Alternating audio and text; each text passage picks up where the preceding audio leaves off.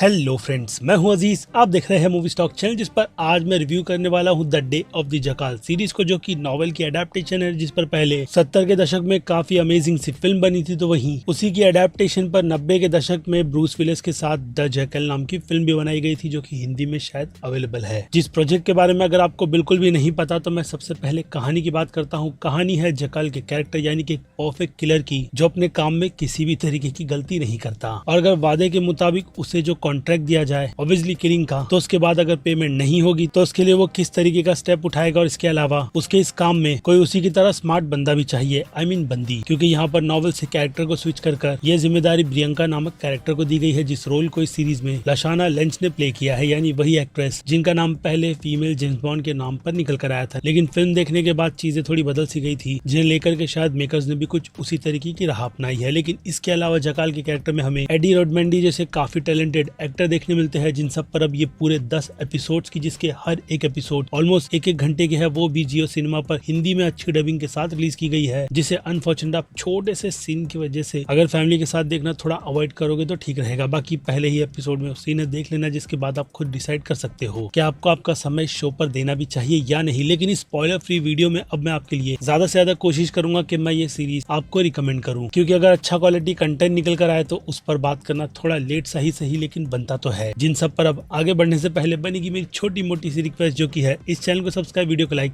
और शेयर करने की तो कर लो।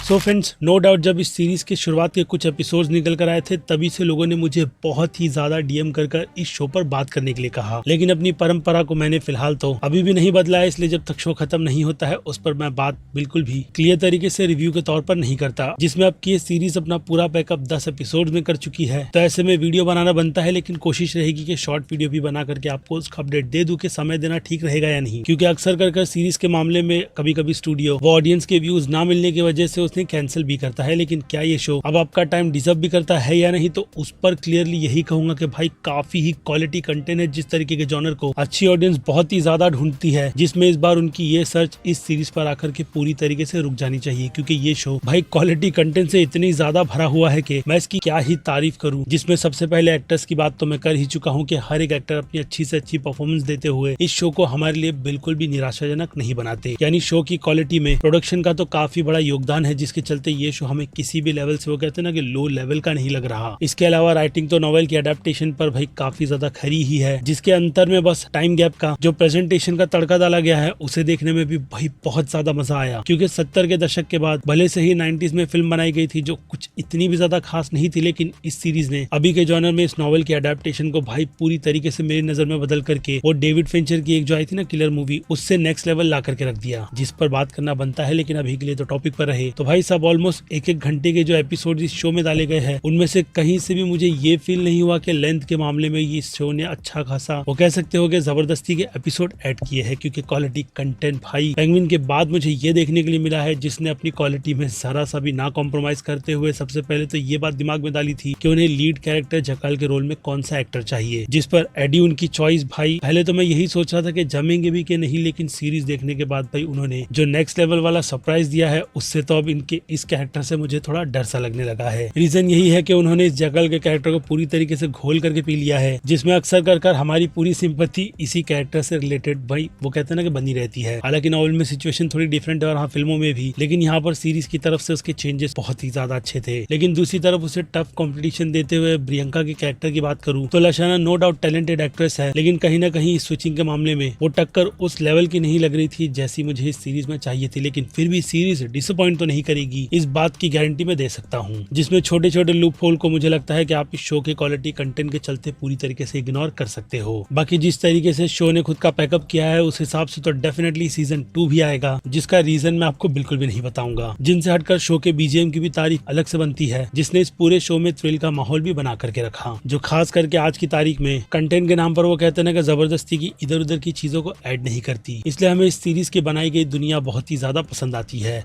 और हाँ, इसके अलावा उर्सुला क्रॉबेली का भी कैरेक्टर आपको इस सीरीज में नजर आ जाएगा, जिन्हें आप मनी हाइस्ट की टोक्यो के नाम से जानते हो। तो उनका रोल सीरीज में कुछ उस लेवल का नहीं है, लेकिन फिर भी वो सीरीज में थोड़ा बहुत सेटिस्फाई तो करती ही है। जिसके हिसाब से इसकी बाकी थोड़ी बहुत डिटेल्स रेटिंग के टाइम पर डिस्कस की जाए तो सबसे पहले आते हैं एक्शन पर, जिसके टेंशन को थ्रिल के लेवल के साथ बहुत ही बैलेंस आउट बना करके डाला गया, जो कि हॉरर जॉनर की कंटेंट की सीरीज नहीं है। इसलिए अभी ही इन दोनों ही कैटेगरी को बिल्कुल ही बैलेंस बना करके बांटू तो इस लेवल के वो जो कहते हैं ना कि शूटिंग रेंज वाले एक्शंस, वो भी काफी क्लीननेस के साथ दिखा करके इस सीरीज ने मेरी नजर में एक्शन के लिए 5 में से 3.5 स्टार लिए है। और हाँ, थ्रिल की सिचुएशन भी बिल्कुल 3.5 स्टार की ही है। जिसके बाद बात की जाए कॉमेडी की, तो कॉमेडी इस शो में है नहीं, इसलिए 0 स्टार से आगे बढ़े तो ड्रामा इस सीरीज के लिए मेरी नजर में 5 में से 4.5 स्टार का बनेगा। जिन्होंने नॉवेल के अडेप्टेशन के साथ साथ इस रीमेक में अगर आपने ओरिजिनल देखा है तो चेंजेस काफी अच्छी तरीके से किए हैं, जिसमें उनका पूरा का पूरा फोकस ऑनेस्टी के ट्रैक पर जाने का ही था, जिसमें मेकर्स को हमें टॉम एंड जेरी वाली वो सिचुएशन भी दिखानी थी, यानी कि चेजिंग वाली सिचुएशन कि कौन हारेगा कौन जीतेगा, ऐसा ही कुछ। और फिर इससे हटकर सस्पेंस की बात करें तो सस्पेंस कुछ मामलों में प्रेडिक्टेबल है तो कुछ में बिल्कुल भी नहीं, जिसके चलते मैं इस शो को 5 में से 2.5 स्टार की रेटिंग दूंगा। तो वहीं अब सीधे मास ऑडियंस की बात करें तो मास ऑडियंस भी इस शो को एंजॉय करते हुए डेफिनेटली इस शो को मेरी नजर में तो अपने हिसाब से A- की कैटेगरी में रखेगी। जिसके बाद बात की जाए क्रिटिक्स की, तो क्रिटिक्स को भी ये शो पसंद आया है, जिसके हिसाब से उनकी भी नजर में ये शो एक ही कैटेगरी का बनता है, जिस पर अपनी सहमति बनाते हुए मैं भी इस अमेजिंग से कंटेंट को सेम एक ही कैटेगरी में रखूंगा। और फिर से रिकमेंड करूंगा कि भाई ये सीरीज वक्त मिला तो देखेंगे ही वाली सिचुएशन ये सीरीज आपसे डिमांड कर रही है, यानी अभी जाओ, टाइम है तो जाकर के इस सीरीज पर दे दो, वेस्ट नहीं होगा, इस बात की गारंटी मेरी। जिस पर अब आपकी क्या राय बनती है वो आप मुझे कमेंट में लिख कर बताइएगा। बाकी ये था मेरा personal opinion The Day of the Jackal series को लेकर, जिस पर अब फिर क्या, मैं हूँ Aziz, Movie Stock channel like share subscribe भूलना मत। मिलूंगा जल्दी दूसरी किसी वीडियो में, till then bye.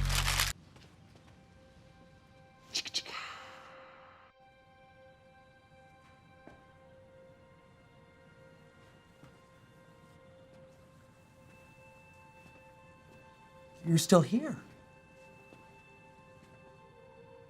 It's over. Go home.